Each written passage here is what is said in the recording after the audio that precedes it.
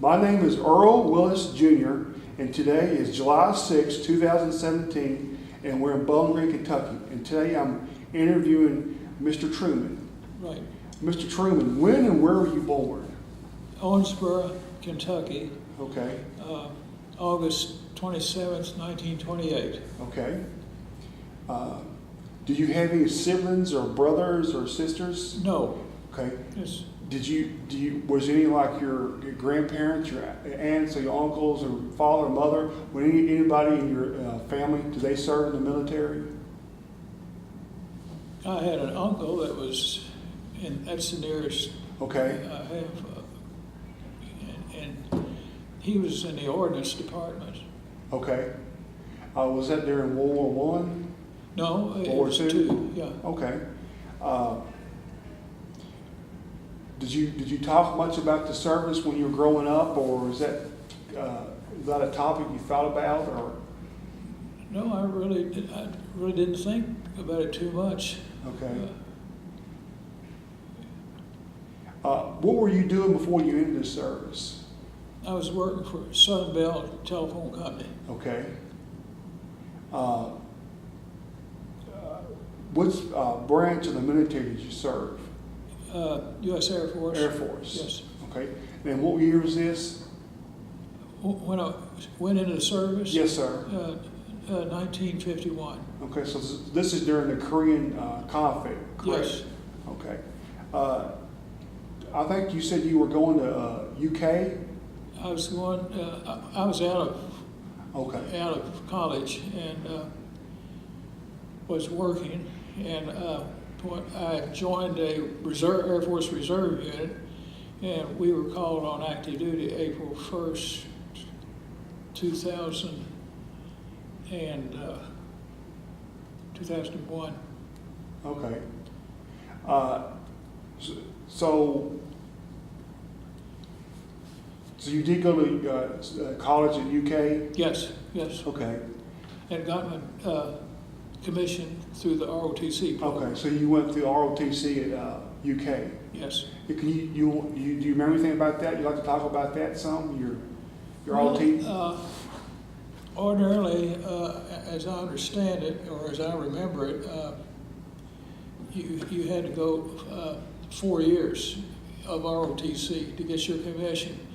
But since I was in a ROTC unit in high school for 3 years, Okay. I missed this. I didn't have to go but 3 years at UK. I got credit for time in high school. Okay. So you were in ROTC in high school also? Yes, yes. So where did you go to high school at? Owensboro. Owensboro? Yep. Okay. Do you remember any of your training or anything you did when you were in ROTC at UK? Well, one summer we went to a Air Force camp for Okay. 4 weeks at Langley Field, Virginia.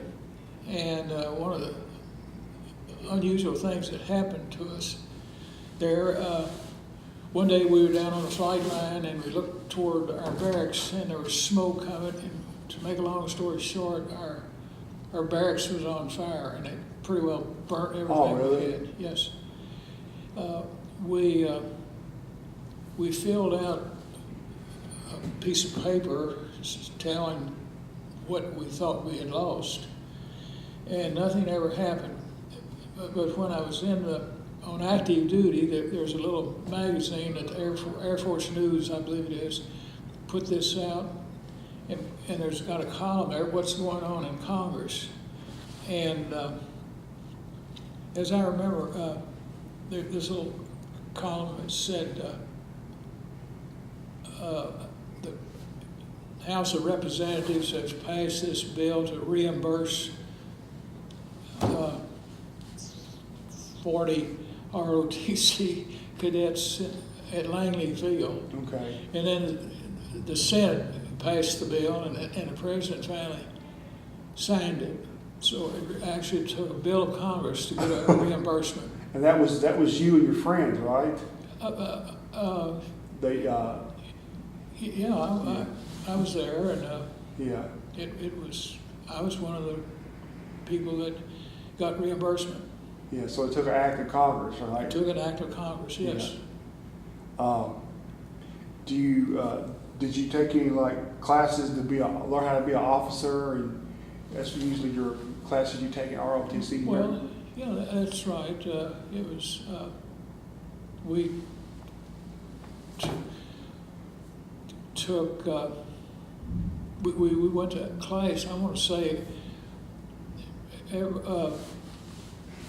I'm trying to think back when I was in college, but there were classrooms that we went to. They were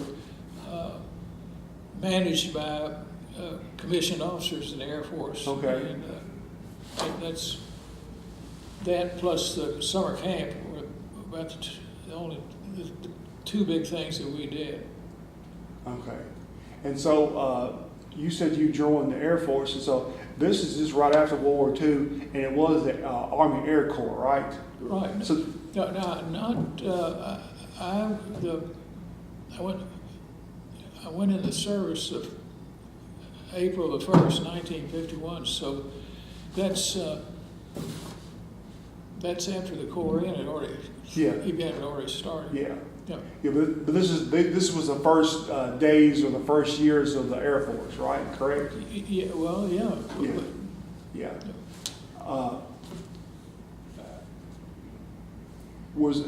Do you remember? Is there anything else that you remember about your training at ROTC? Was it a big class or was it a small class? In high school, all boys took ROTC if they did not have a physical problem. Okay. So I took it for 3 years in high school. Then I took it for, as I recall, it was 3 years in college. Do you remember any of your officers? Do you remember anybody standing out in your mind that like your? Let's see.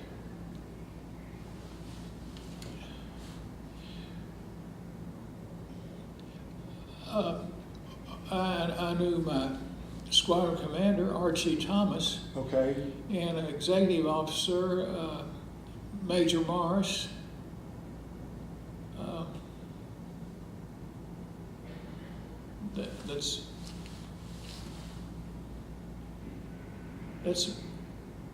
That's about all I recall. Was anything that stood out? Did anything stood out, like the characteristics or how they related to you, or how you can talk to them, or anything? Well, Colonel Thomas, we got along pretty well. Pretty well? Yeah, and Morris did too. Yeah. He wanted me to go to a pilot's training school. Okay. And I said, I'm not interested in extending my tour. Okay. And so I didn't go, but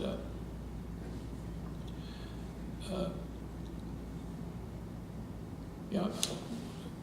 Archie C. Thomas, I could sign his name as well as he could. Oh, really? Yes, I could.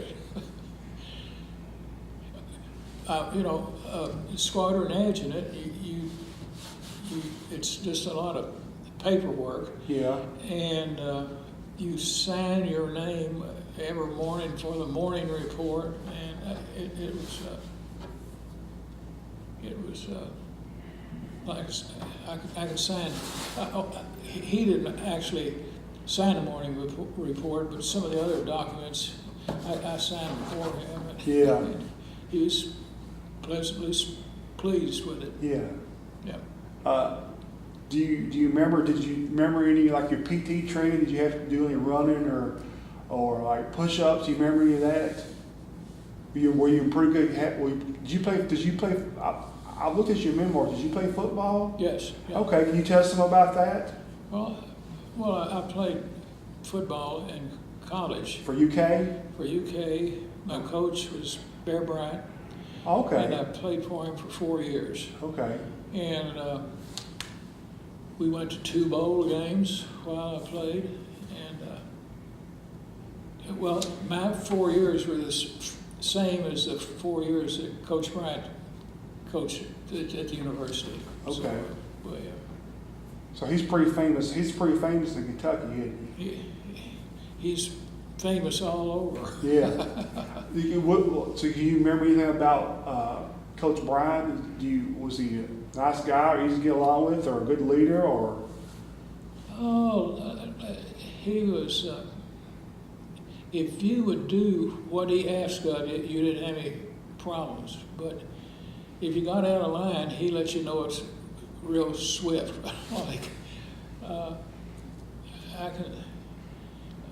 let's see. I remember a couple of events. If you want to know anything about those, one day I like to get on the practice field early to warm up and loosen up. And one day came on the field, and Coach Bryant was standing over there and says, "Come over here, Truman." So I went over there, and with him was a guy named Harry Ulinsky.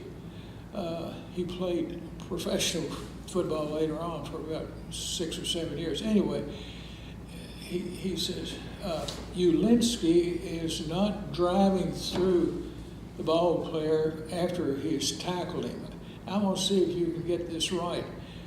Truman, take this ball and jog across there, and Ulinsky, see if you can get it right. Well, that was dangerous. I mean, He was going to tackle you, right? he's going to tackle me as hard as he could. I mean, there's a coach watching him, and I think he probably tackled me 6 or 8 times. I finally got it right, but that was the last time I got on the practice field early. I'll tell you that. It kind of broke you, didn't it? Yeah, yeah. So do you think Coach Bryant was that kind of carry over to your military training when he was kind of catching in line? Well, he was, I think, commissioned in the Navy. Okay. But he didn't. We had a lot of veterans that played on that team. Okay. One veteran was older than Coach Bryant, so he understood the military people, and I think the players knew about the veterans. Let's see. Did you have any friends when you were in ROTC? Did I have any? Did you have any friends you hung out with, or? Oh yeah. Yeah. Do you remember what did you used to? Do you remember what you did on free time, or? Well, I remember one of our ball players, and he later was head coach at Kentucky. Is Jerry Claiborne. Okay. And another fellow was Chug Rogers. Claiborne is deceased now, but Rogers is living in Frankfort, Kentucky. He's about 6'5" and weighs about 240. Yeah. He played center on our ball team, and I talk to him occasionally on the telephone now. Okay. So those were your friends in ROTC? Oh, they're actually in on the football team more so than ROTC. I don't. There were some people I stayed with in ROTC, but not as much as I was when I played ball. Yeah. Did you meet your wife while you were in college? I did. Okay. Yeah, I met her on Valentine's Day. Okay. Yeah. And when I was in Savannah, I went to a squadron officers course for, I think it was 2 weeks, in Maxwell Air Force Base in Montgomery, Alabama. And during that, when my squadron officers course was over, I didn't go back to my base. I went to Kentucky, and we got married then. Okay. Now, what year was that?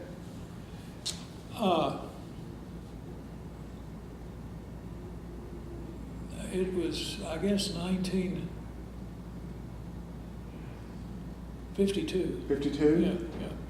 So how long have you been married? 60?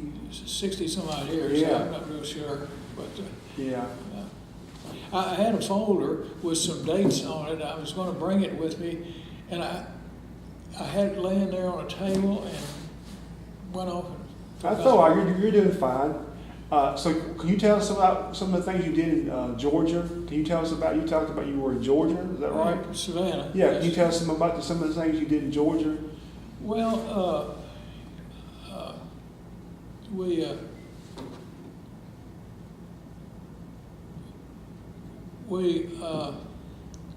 we would go to the beach, Okay. and there at Savannah, they had a pretty good beach there.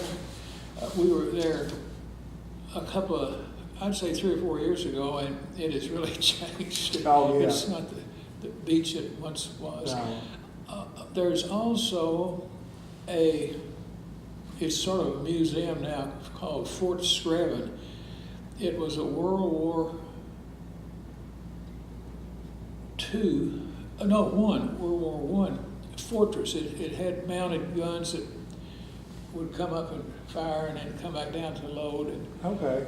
But an interesting thing about that is that my wife's grandfather was regular Army Okay. in World War I, and he brought home the last military man from World War I to Savannah there. She has they had a banquet, and she has a menu for their, Oh, that's they had that's for the pretty dinner. neat, yeah. And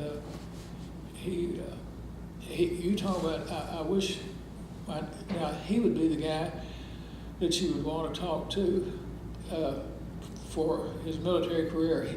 He got the Silver Star in the Philippine Islands. And Grandma and Grandpa got married on July the 4th, 1900. Oh, really? Yeah. Yes. It's a long time ago. Yeah, it was, but he, when he retired, he moved to Washington, D.C., and Yeah. she lived with him there for a while during World War II, so So when you were in the Air Force, I usually like to ask people, what was your everyday life? Every day, what was your routine? Like what time would you wake up? What would you do during the day? And what time would you go to sleep? But what was your official, what did you do when your job? well, it was just sort of like an office job. I lived off base, Okay. and What base did you drive to work to? What base was that? that's Hunter Air Force Base. Okay. Yeah, and I would drive my car to the base, and it was like an office job, I guess you could say. Yeah. And I'd stay there at the orderly room throughout the day, and go home at night. Just What kind of would it be like? What kind of papers would it kind of work was it like? oh, every morning you had to sign a morning report. Okay. And that was. And if someone made a mistake, you had to correct it. You had to initial all these Yeah. errors on the morning report. And they had we processed. We would re-enlist some of our troop members, and I remember one day the base headquarters called me and says, I forget this fellow's name, but whatever it was, he said, he's the only person on the base with the qualifications that we want. Get him back on the base to clear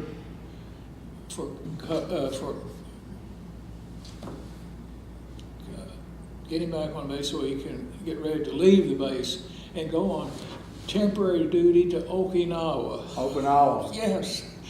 And so I called him at home. He was at Georgetown, Kentucky. And I got his mother answered the telephone. I said, "May I speak to your son?" "No, he's at the races over at Keeneland today." Okay.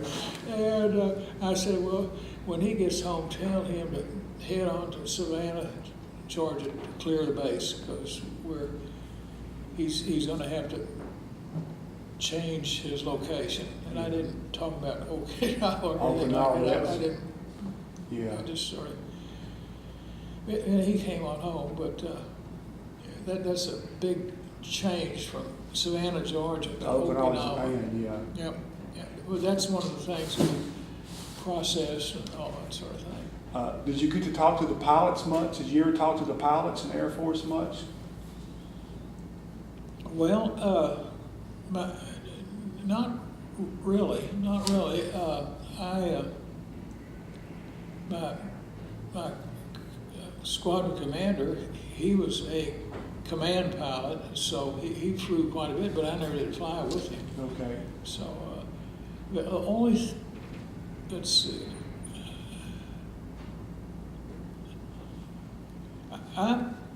as I recall,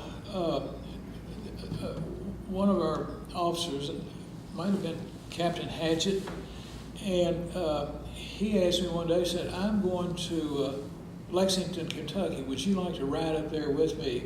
I'm just doing this flying to keep my flying status." Yeah. And I said, "Well, let me see." And I said, "Yeah," it was on a weekend. I said, "Yeah, I'd like to go with you." So he flew me, the two of us flew to Lexington and back. So It probably didn't take long to get there, did it? It did. Do you remember what kind of airplane he was flying? No. It wasn't very big, but it didn't go very fast. Yeah. But, it was.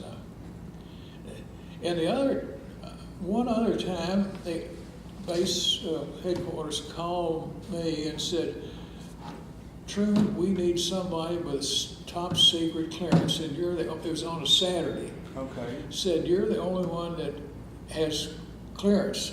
Come up here and get these documents." So I said, what do you want me to get these documents for? I said, "Well, we want you to take these to Love Air Force Base in Dallas, Texas. Okay.